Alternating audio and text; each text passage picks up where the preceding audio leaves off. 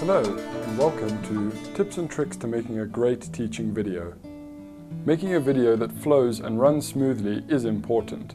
If your video cuts or jumps around, focus is lost and people might not be so interested to invest their time in what you have to say. Let's talk about content. The videos that we make form a part of our brand and identity at EduInc. They also last for many years as part of the overall image of our school. It is therefore very important that you are aware that you're talking to a larger audience and you need to present yourself professionally and cheerfully. All of the videos that we make are posted on our public YouTube channel and form a part of our growing library of content. These videos ensure that all of our learners learn the same lesson irrespective of when they join our school. These videos are also a part of our ongoing studying and revision process. Anytime you identify a gap in a learner's knowledge, you can refer them to these videos for revision. So when should you make a video? Well, if there are any core or fundamental lessons that are critical to your teaching, any lessons that you teach year after year, or lessons that every student needs to understand fully, you should consider making a video or a series of videos about it. This gives you the opportunity to prepare and deliver a great lesson that is used and continually referred to. Your video's introduction. A good introduction is engaging and welcoming. It must grab the attention of the watchers. This can be done with images and your greeting, along with some music. A consistent greeting in a series of videos creates a familiar and comfortable effect on the watcher. As one watches a series, the opening becomes more and more memorable. This is achieved through a good introduction. Before you begin, warm up your voice a little bit and stretch your mouth. Don't let your words get stuck behind your teeth. Eye contact and focus. In a one-on-one video where it's one person talking to the camera, eye contact is very important. If the camera is part of a crowd or audience, it is better to treat it as such. If you are talking to a group of people, do not split your focus between the other people and the camera. Then neither of them get your full attention. What you should do is treat the camera as if it's another student or another person attending the lecture. This way, focus is evenly distributed and no one gets distracted. But if you're talking to a camera one-on-one, always give your attention to the camera. Never turn your back on it. Direction. Now with the lapel mic, direction is quite simple.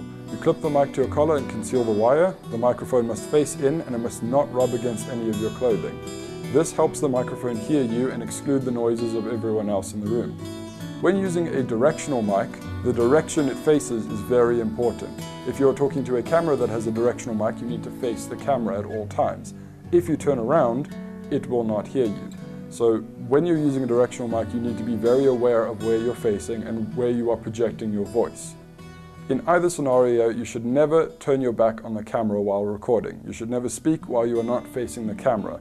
If you are wearing a lapel mic and you turn around, the lapel mic will pick up different audio based on what you're facing. If you're facing a wall, it'll change the acoustics entirely. With the directional mic, it simply will not hear you. So you should never turn your back on the camera. If you need to write something on the board, rather take a second, and then write on the board, and then turn back, take a second, and then continue talking. This allows the editor to cut out the part where you were writing on the board and makes the video run a bit smoother. Camera-friendly clothing. Now when you're in a recording, you should be careful of what you wear. If you wear something that has thin stripes or is meshed, the camera will not pick it up well. You should aim to have a plain color and a very simple design collared shirt, blouse or dress. You should also be aware of what color your background will be.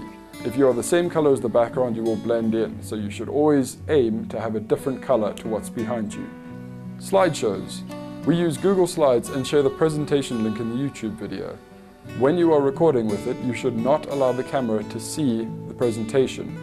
The editor of the video will put the slides in where needed. Please ensure that you use a 16:9 aspect ratio for your slides so that it matches the footage of the video. Interruptions. In almost anything that is recorded, there will be interruptions. So, if an interruption occurs while you're speaking, please just take a second and re-record the line. We find that refilming the line and editing it out like nothing happened is the smoothest way to do it. In doing so, we can maintain the flow of the video. Questions. When someone is asking a question in the classroom, it is likely that the microphone will not pick them up correctly, or they won't want to be filmed. So what we do is finish what you're saying, wait a few seconds so that the editing can do its job, ask the child to repeat the question, wait another second, and then repeat the question clearly and then answer it concisely. This way we can hear what was asked and there are no interruptions to the filming. Outro. The outro is just as important as the intro. A good outro leaves the watcher with a feeling of conclusion. If a video ends in the middle of a random sentence, it is very anticlimactic.